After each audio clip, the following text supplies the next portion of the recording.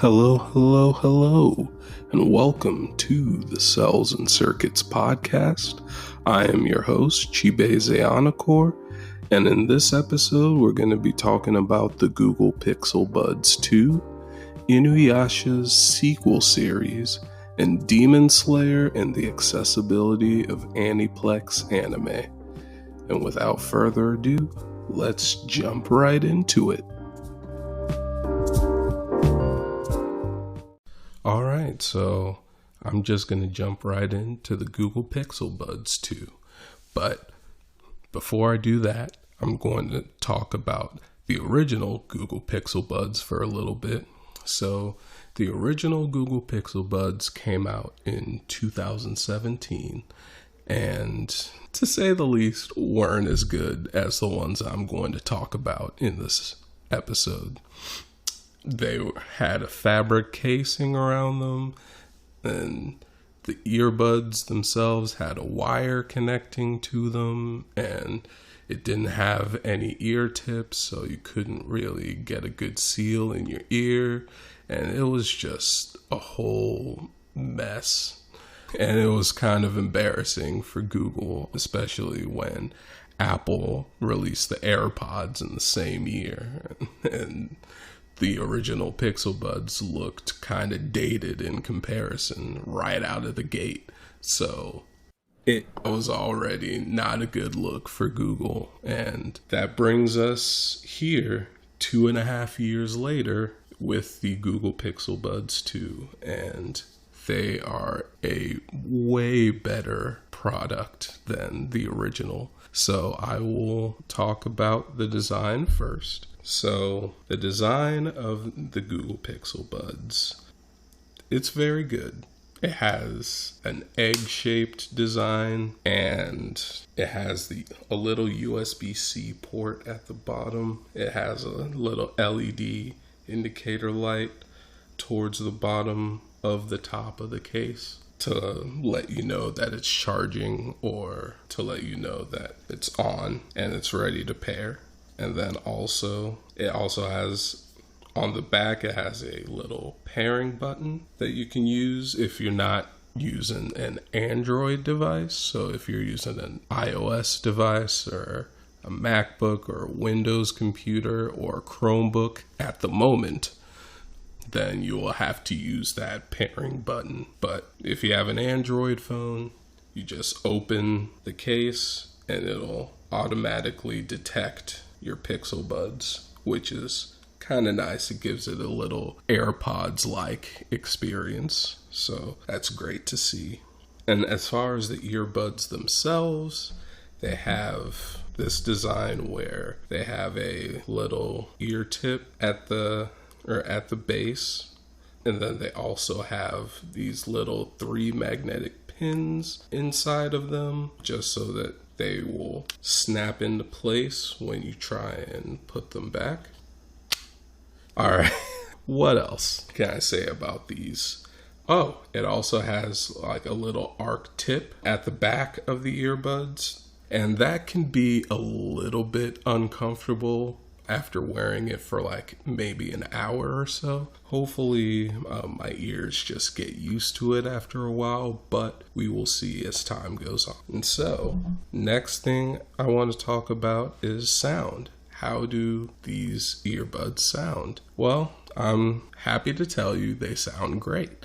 I'm surprised that the amount of bass that comes out of them, they actually have a pretty decent amount of bass. It won't blow you away, but it's a pretty decent amount of bass in there. And the highs and the mids are pretty good too.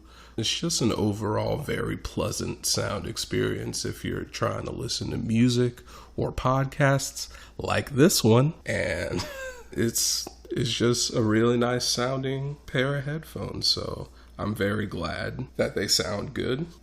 Let's talk battery life now. So battery life, it's very average, I would say. I got maybe about 3 hours from the earbuds themselves. And then as far as charging them with the case was able to charge them about 3 times over.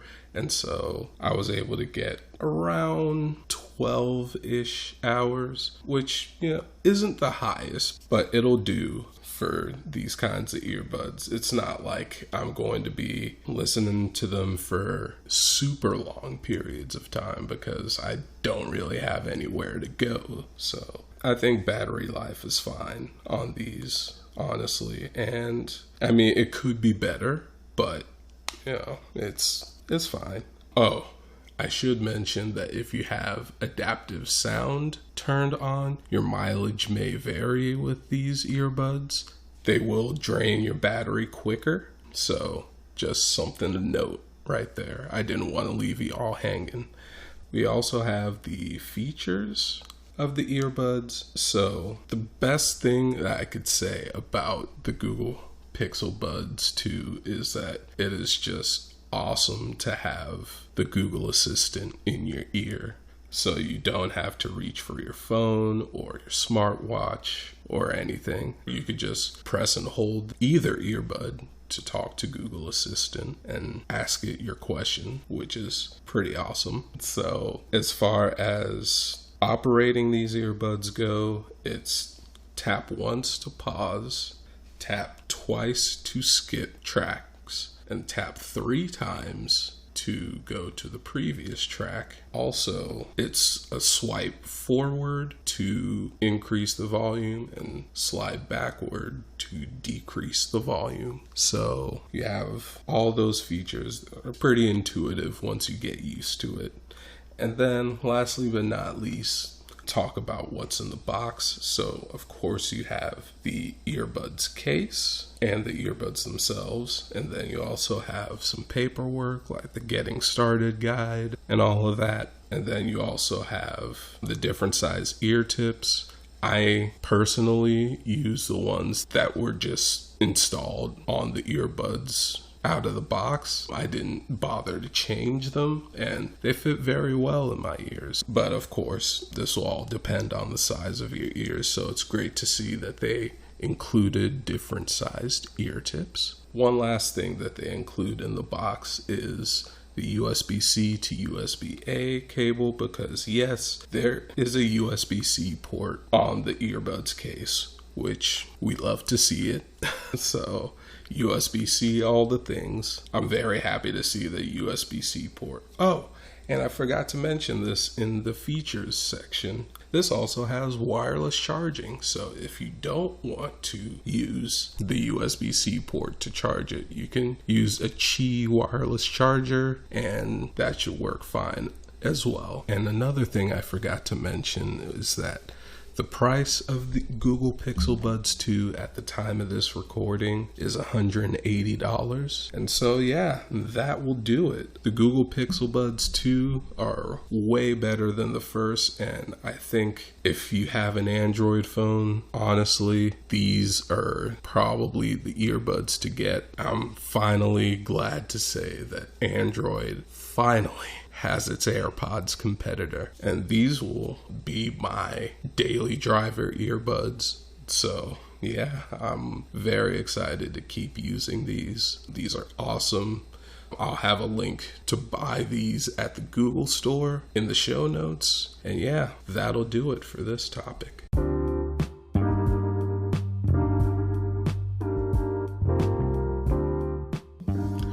Up next, we'll be talking about Inuyasha's sequel series, and then after that, we'll be talking about Demon Slayer and the accessibility of Aniplex anime.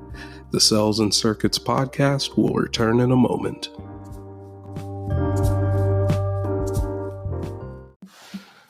This episode is sponsored by Anchor. If you haven't heard about Anchor, it's the easiest way to make a podcast. Let me explain. First, it's free, so, doesn't get any cheaper than that. Second, there are creation tools that will allow you to record and edit your podcast right from your phone or computer. I'm editing this podcast from a Chromebook using the web, so it's pretty easy to do. If I can do it, you can certainly do it. Third, Anchor will distribute your podcast for you so it can be heard on Spotify, Apple Podcasts, Google Podcasts, and so many more services. So you don't have to go to each individual podcast service and distribute it yourself. It automatically does that for you. So that's pretty awesome. Fourth, you can make money from your podcast with no minimum listenership. So, I mean, that's a pretty good way to make some money. And then, last but not least, it's everything you need to make a podcast in one place. So, download the free Anchor app for iOS or Android, or go to anchor.fm to get started. That's ANCHOR.FM to get started, or download the app for iOS or Android today. Welcome back, and now we're going to talk about Inuyasha's sequel series. So, for those of you who don't know, this past weekend it was announced that Inuyasha will be getting a sequel series that's due out later this year. And it was also announced that Viz Media has the rights to it. So I will give a brief synopsis of the series, which is called Yashahime, Princess Half Demon. So the synopsis of Yashahime, according to Viz Media, is: the daughters of Sesshomaru and Inuyasha set out on a journey transcending time. In feudal Japan, half-demon twins Towa and Setsuna are separated from each other during a forest fire. While desperately searching for her younger sister, Towa wanders into a mysterious tunnel that sends her into present-day Japan, where she is found and raised by Kagome Higurashi's brother Sota and his family. 10 years later, the tunnel that connects the two eras has reopened, allowing Towa to be reunited with Setsuna, who is now a demon slayer working for Kohaku. But to Towa's shock, Setsuna appears to have lost all memories of her older sister. Joined by Moroha, the daughter of Inuyasha and Kagome, the three young women travel between the two eras on an adventure to regain their missing past.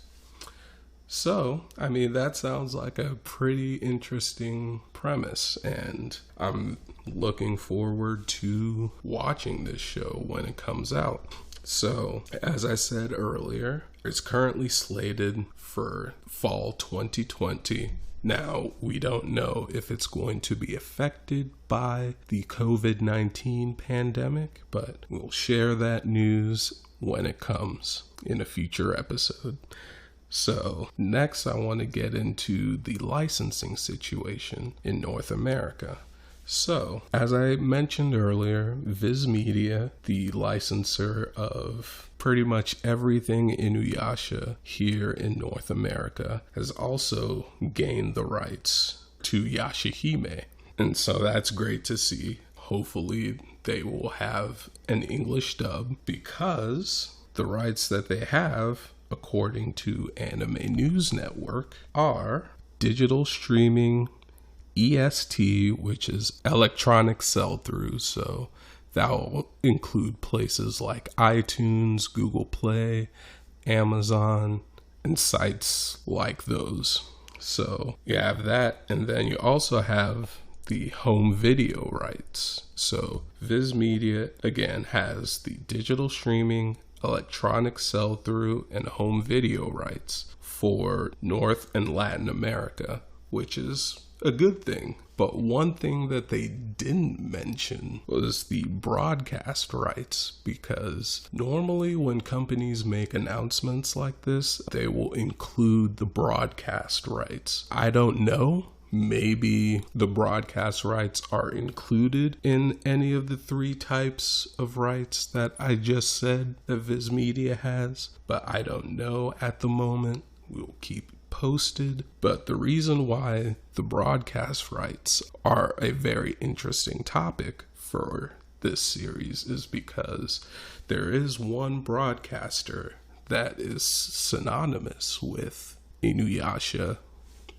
here in North America, or at least in the United States. And of course, I'm talking about Adult Swim. And so Adult Swim originally aired Inuyasha in 2002 and aired pretty much almost everything Inuyasha related up until 2015. The first run of Inuyasha concluded in 2007 on Adult Swim Action, and then the final act was also picked up by Adult Swim Action's successor, Toonami, in 2014, and basically that tied together all of Inuyasha's episodes onto one network here in the US. So Adult Swim has pretty much aired everything Inuyasha related here. And so now that brings us to Yashahime and why the broadcast rights were excluded from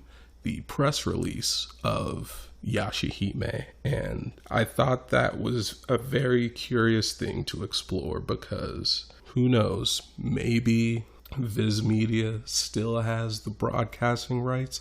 Maybe they haven't sold it to anyone yet. Or it's possible that maybe someone does have the broadcast rights to Yashahime and just hasn't said anything about it. And if the latter is the case, then I hope that Adult Swim is that broadcaster, because it would feel wrong for anything Inuyasha related to air anywhere else. And so I'm hoping that Adult Swim will air it on Toonami here in the US, but we shall wait and see on that. And yeah, that will do it for this topic. Hope you enjoyed, and we will see you in the next one.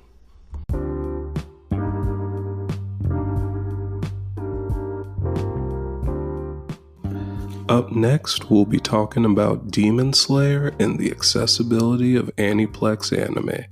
The Cels and Circuits podcast will be right back. Welcome back, and it's time to talk about Demon Slayer and the accessibility of Aniplex anime. And so, for those of you who don't know, Aniplex of America and Funimation have collaborated to release Demon Slayer on Blu-ray here in the US and possibly in Canada as well. But the reason why it's so significant is that this is an Aniplex title that will, for the first time, be accessible to many more anime fans than previous Aniplex titles have been, and I'll explain that later. But first, let's talk about Aniplex's reputation and how that plays into it. So, Aniplex of America doesn't have a very good reputation in North America because of their home video prices. And so Aniplex of America only targets the anime collectors with their limited editions, and that's all they produce is limited edition Blu-rays for their anime. And because of that, they have to price it pretty high because there's so little in supply. And because of that, not a lot of people get to own Aniplex titles on Blu-ray because the prices are just so high. And so Aniplex definitely does get a bad rap from people who actually want to own their anime here in the US. But I should give Aniplex credit where credit is due, because to offset that, Aniplex has made their titles pretty widely available on streaming services. So you can find their titles on Netflix, Hulu, Crunchyroll, and most recently, Funimation Now. And so they try to keep their titles pretty available so that people don't forget that Aniplex and their titles exist. And so now we can talk about how Aniplex and its parent company are trying to appeal to more customers. So Aniplex is owned by Sony, and Sony Pictures had acquired Funimation in 2017. And so ever since that acquisition has happened, Funimation and Aniplex have been working together. And because of that, we now see a lot of Aniplex titles on Funimation now. And we also see a lot of collaboration between them on the theatrical front. So Funimation has distributed Aniplex's movies in theaters because Funimation's distribution network into theaters is much bigger than Aniplex's just because of the size of the company. And now it's all culminated to this moment where for the first time they're collaborating on a Blu-ray release of an Aniplex title. And so the reason why this partnership is so significant is because now people will be able to own an Aniplex title that couldn't have owned it before, because Funimation, which Sony acquired in 2017, has been known for providing Blu-rays and home video in general at much cheaper costs than Aniplex, like probably half the price or maybe even less than half the price of Aniplex Blu-rays and DVDs. And so by lowering the entry price to Demon Slayer Blu-rays, that automatically widens the audience of people who can actually buy Demon Slayer on Blu-ray rather than just the people who can only get limited editions. Now, with Aniplex producing the limited edition and Funimation producing the standard edition, which is the more affordable Blu-rays, so many people can now own Demon Slayer on Blu-ray. And this is pretty significant because if it's successful, then it may prompt Aniplex to do this with future titles that Aniplex will be releasing, but also to go back into Aniplex's back catalog and put back in print those anime series that never got a affordable Blu-ray release. And I think that that's a pretty good thing for every anime fan who really likes physical media. It's a win for the consumer. And I think that Sony's corporate synergy between Funimation and Aniplex has really resulted in a good thing here. And that's something to celebrate. And so hopefully, maybe if you want to buy the Aniplex version of the Demon Slayer Blu-ray or the Funimation version of the Demon Slayer Blu-rays, those will be coming out later this year. I will, of course, keep you posted on when those come out. And yeah, that's pretty much it.